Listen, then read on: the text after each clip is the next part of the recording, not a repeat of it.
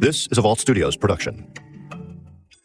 I'm Spencer Brudig. I'm Will Johnson. This show contains graphic material and is meant for mature audiences. This week on True Crime Chronicles. Most killings are crimes of passion, right? I mean, most of the ones I cover are someone gets mad, someone gets angry, they do something awful.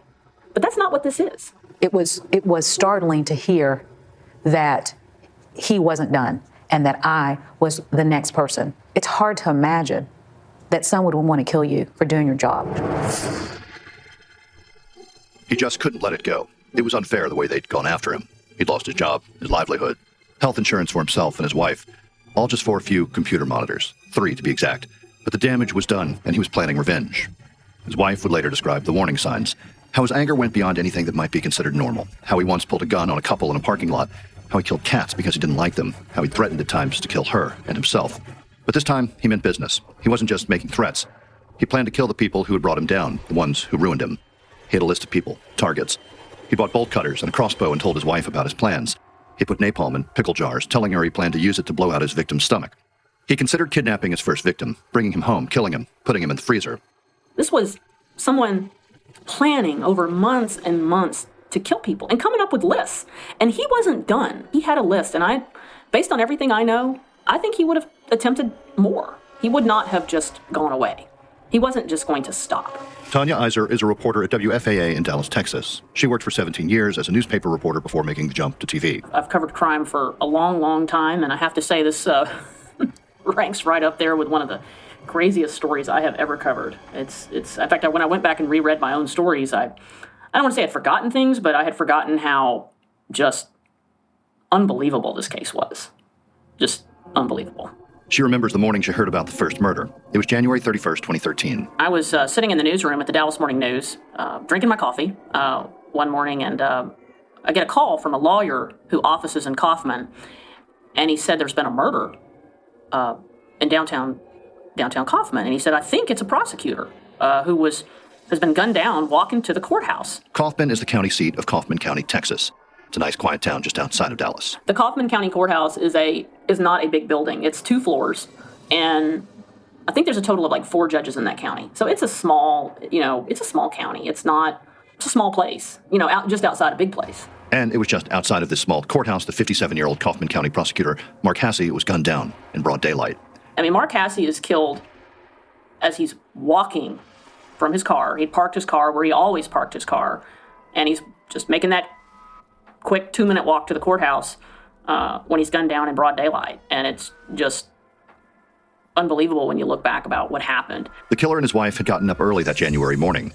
They drove to an auto parts store and picked up a getaway car he'd bought a few days earlier. She drove the car to downtown Kaufman and parked near Hasse's usual spot. Her husband, the killer, wore a black Halloween mask, a black jacket, and a bulletproof vest. His wife later described him as, quote, happy, excited happy, nervous. When she asked her husband if Hasse had said anything, he told her he only said no, please, no. His wife would later describe him as happy, even cocky, as they watched a news conference later that night. He'd killed one of his enemies and gotten away with it, and he planned to kill more. The brazen nature of the crime, a shooting outside a courthouse, a county prosecutor murdered on his way to work, sent shockwaves through the town. People are just terrified. Who could have done this? And back at the paper, Tanya and her colleagues started digging into what they had. We started looking at what cases had Hasse been involved in. And Hasse had been involved in some prosecutions of some Aryan Brotherhood members. And I did a story about the speculation that maybe the Aryan Brotherhood had something to do with this. Those connections didn't seem to go anywhere, but one name did come up. There was some speculation early on that this guy named Eric Williams, that maybe Eric Williams had something to do with it. Eric Williams was this former justice of the peace that Hasse had helped prosecute. Williams had stolen county computers, and there had been this really contentious trial the year before, and he had been convicted, and he had been disbarred. But it just didn't seem likely to me. I couldn't fathom that somebody who was a former lawyer and judge could do something like that. But who would be capable of the murder? Putting on a mask and a vest and gunning a victim down in a parking lot on his way to work. The official investigation seemed to hit a wall. And then after a few weeks, it kind of died down. I don't want to say people moved on, but people kind of moved on. There was, it was like, okay, wow, there was this crazy killing in Kaufman, and then coverage kind of died down. But the DA wasn't letting up, especially not the murder of one of its own. The DA comes out, Mike McClellan comes out, and he does this press conference. And he basically says, whatever hole you're hiding in, Mr. Murderer, we're going to find you, we're going to catch you, you can't hide from us. And he's wearing his black hat, and he's, standing tall Texan, and he's surrounded by other law enforcement. And I remember thinking when I saw the press conference, man, he's really called out this killer. But despite the tone from the DA's office, the case seemed to lose steam. No leads, very little evidence, no suspects. And again, I hate to say we all kind of move on, but we all it felt like the Hasse case wasn't going to get solved. It really did. I mean, it felt like whoever had done this had gotten away with it. And then, just as Easter arrived in Texas and the Dallas suburbs, Tanya Iserer got another phone call. And the caller says that the McClellans have been murdered. This time it's the district attorney, Mike McClelland, and his wife, Cynthia. Him and his wife are gunned down on Easter in 2013 in their homes. I mean, it's just a brazen, terrifying, brutal killing. Mike McClelland, 63 years old, had 16 gunshot wounds, and his wife, Cynthia, 65, had 8. And at that point, there's no way that these killings are unrelated. You know that whoever killed whoever killed the McClellans has to have killed Mark Hasse. At least that's the way it looked to a seasoned reporter like Tanya Iserer, and she certainly wasn't alone. But the level of fear that the killing of the McClellans generated is just, I can't even begin to downplay it. I mean, people were terrified, because it became who's next. But there's a link, a common thread between Mike McClelland and Mark Hasse. They had prosecuted Eric Williams. And I remember one of the special prosecutors told me, Bill Werski, who had known before this case, and he told me, he said something to me, and it stuck with me for years, and it's called Occam's razor. And it's this philosophical concept that the most obvious answer is the answer. If you have to make too many logical leaps on something, then it's not the answer. And the obvious answer was Eric Williams. And because they had prosecuted him, and he was bitter, and he was angry. But angry and bitter enough to kill his enemies? Police picked up the thread and paid a visit to Williams' house. A Kaufman County investigator named Jolie Stewart and I believe a Texas Ranger go to Eric Williams' house, and they convince him to let them search. And I think initially it's consensual, and then eventually they get a warrant. But in the search, they find this very, very key piece of evidence. By his computer, they find a number. That number turns out to be the number for the Crime Stoppers tip that he'd made. Only one person who could have that number. And he made 2 calls to Crime Stoppers, or I don't know if they're calls or they were electronic, I forget now. But he made 2 reports to Crime Stoppers. One was after Hasse to try to throw investigators off the trail. And then the other one was after the McClellans, when this Crime Stoppers tipster confesses to the murders and makes some demands. So this number, a kind of unique identifier that Williams was given when he decided to call Crime Stoppers himself, not once but twice was found in his home by investigators. But they were able to identify this number, and that led them back to this tip, and that was a direct link. I mean, this is a direct link at that point. But that's not the only evidence linking Williams to the murders. Because right after that, they get a call from either the same day or the next day, but very soon, they get a call from a guy who was a member of the Texas National Guard with Eric Williams. And it turns out that he has rented a storage unit in his name for Eric Williams. Well, that storage unit is going to contain all kinds of weaponry, a substance that's like napalm, all kinds of uniforms, like law enforcement uniforms, raid jackets, badges, this white Ford Crown Vic that we're going to later find out is used in the killing of the McClellans. And they had also found the title to that white Ford Crown Vic during the search of Eric Williams's house.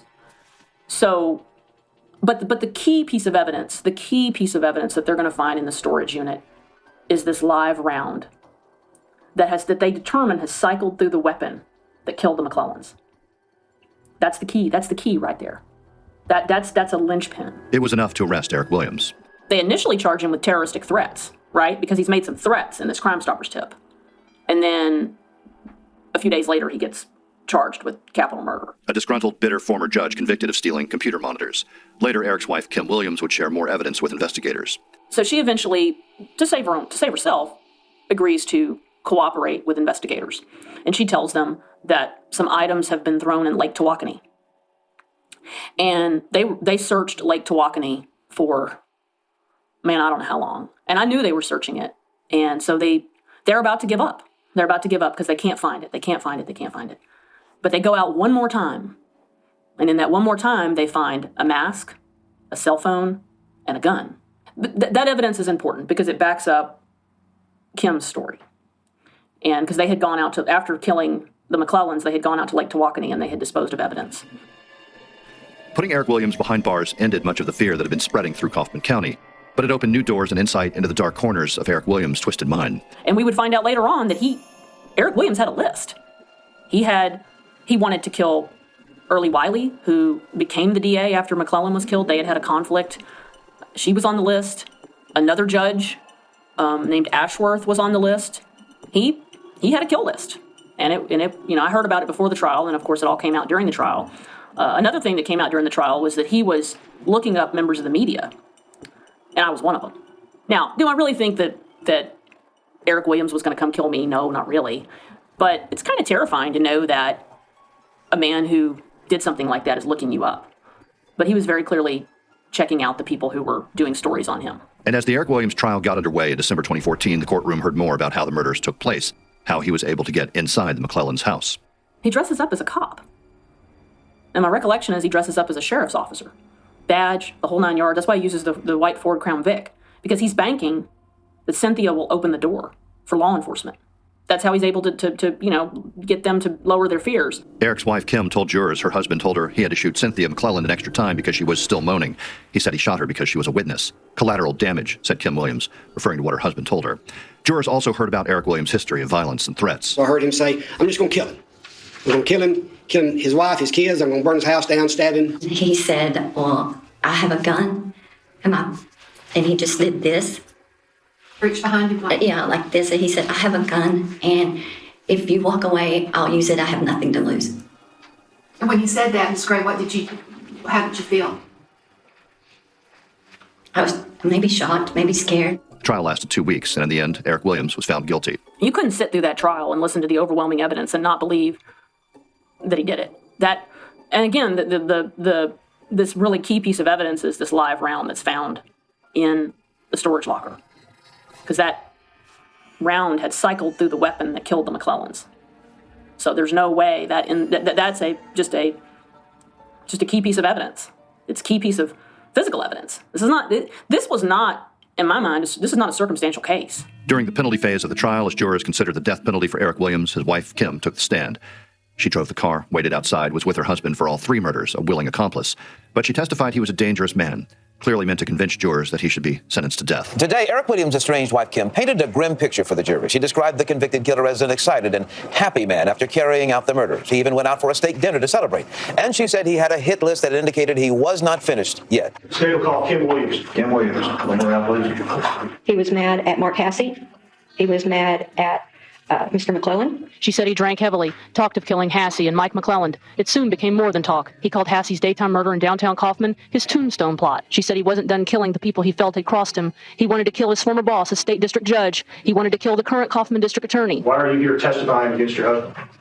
Because those families deserved it. They've had a terrible, terrible loss. In closing arguments, prosecutors told jurors that only the death sentence would put a stop to Eric Williams. Defense attorneys agreed with prosecutors' claims that Eric Williams' murder spree was prompted by an earlier prosecution for theft, but they argued that the earlier case never should have gone to court. What if even one person back then had been wise enough, gracious enough to say, 3 computers, let's take a deep breath. Let's take a moment.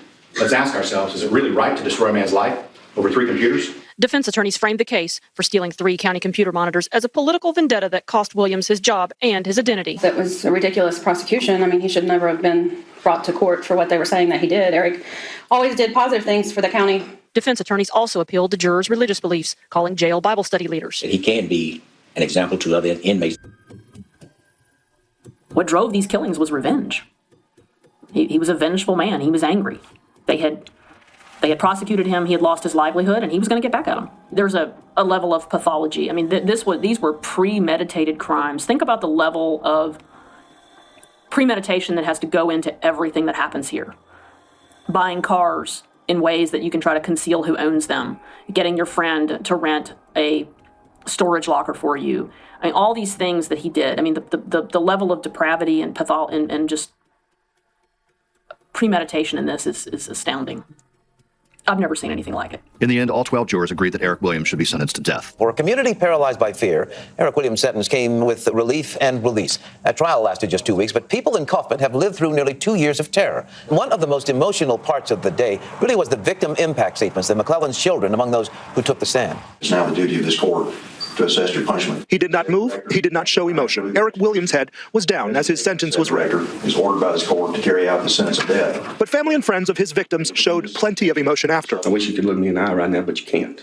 You're a sorry SOB, and we hope you rot. These families, though, in the courtroom will forever be without their loved ones. Eric Williams took that from them, a man the judge compared to Manson and Dahmer. In trial, we heard how Eric Williams celebrated his murders with a cookout, steak to be exact. At the very end, a distraught son, J.R. McClelland, said this. Tonight, while you're eating bologna sandwich, I'm going to have steaks, ribeyes, baked potatoes, big fat glass of sweet tea. We don't know if these are tears of sadness, of joy, or maybe just relief, but they are emotions brought by one man, the man who shows nothing now. I think he was surprised by the conviction.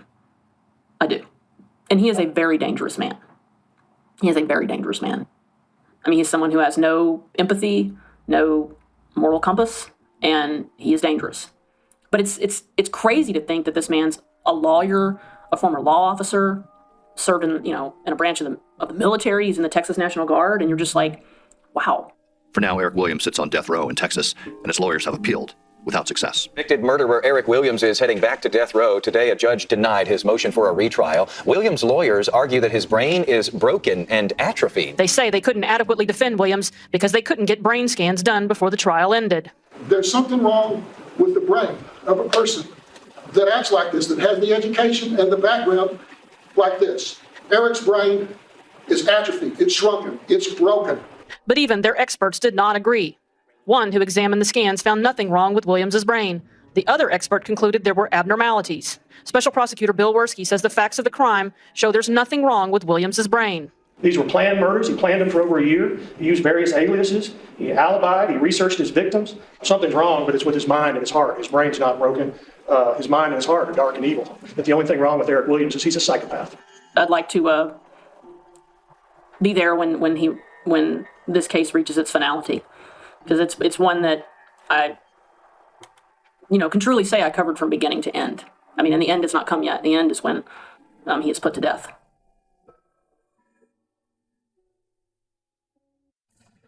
She had a life, and someone took that away. 31 years hunting for her mom's killer. And it's going to end with me getting the person that killed my mom. Pune Gray is closer than ever. So these are dangerous people. Extremely dangerous people. From the team that brought you Urge to Kill, I'm Ashley Korsland. Are you willing to go to war, so to speak? And this is The Yellow Car. I'm always ready for anything. Subscribe now.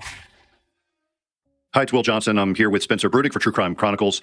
Spencer probably brings up a lot of questions. This case was, huge news in the Dallas area, in Kaufman County. And like I said, Eric Williams sits on death row. Not sure if there are more appeals, but you know how these things can go on and on for many years. I think the first thing I'd like to get some more clarity on is Eric Williams' wife, Kim, because she is in prison currently, is she not? Yeah, she was sentenced to 40 years, basically a life sentence for her.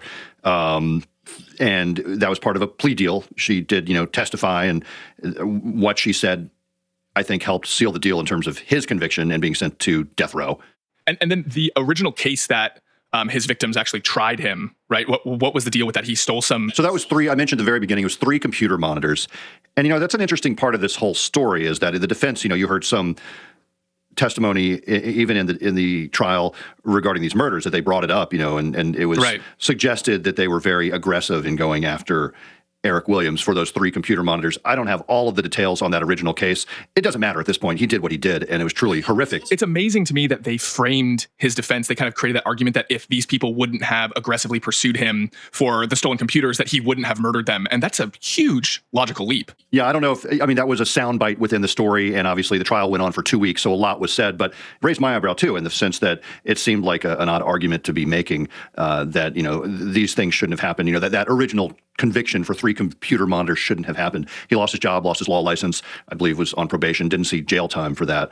You can argue and discuss what was going on with that original trial. Here's a justice of the peace who all of a sudden is out of the job. And, I don't know what his defense was, whether he said, he meant to walk off with 3 computer monitors or he wasn't stealing them. Again, it really doesn't matter. It is an important aspect of the story because that is how he chose his victims. I mean, that is what really, made him, for all we can tell, snap. But there was a history of violence, and we brought about, at least threats and violence that seem to exist in his life. Well, yeah, and I think that perfectly segues into just the idea of him having a hit list and this storage unit with, what is described as napalm. Was there any more clarity into what he was planning? I mean, the sheer brutality of the way that he did murder, shooting people a dozen times, it's a lot of rage there. But then on top of that, he has this unit with, napalm and all these other, devices. What's the deal with that? Do you know anything more about that? I can just tell you what he ended up doing. I think that he had other plans in mind. He was so angry and so conniving and plotting and, planning these horrible attacks that ended up being, the McClellan murders and the Marcassi murder, all of them are, shocking for anyone to have carried out. There were other elements, right, that we mentioned in the story that he didn't necessarily go through with. But, he went to the McClellan's home, as we make clear, in this police uniform with a badge. It's crazy. And Tanya Iser makes that very clear.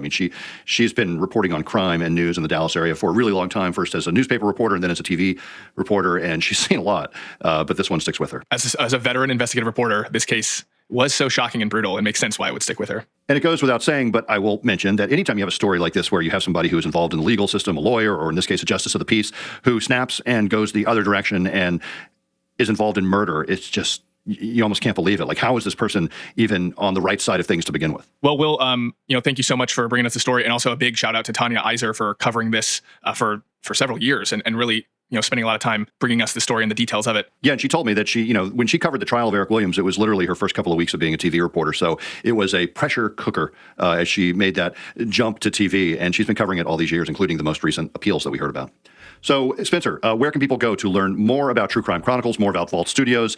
I know you're busy on social media asking a lot of questions, interacting with listeners and that kind of thing. Yes, we have a group called Inside the Crime Vault on Facebook. It's coming up on 5,000 members. We have some lively discussions, and we're constantly interacting with the folks that are in there. So if you like true crime, if you like True Crime Chronicles and Vault Studios Productions, I highly encourage you to join that group to talk true crime with other like-minded individuals. All right, and Spencer, you are working on the story for next week. Can you give us a sneak peek? Yes, it's about a real estate agent that disappears, and the details surrounding her disappearance are really bizarre. All right, we'll be back next week with that case. Thanks, Spencer. Thanks, listeners. We will talk then.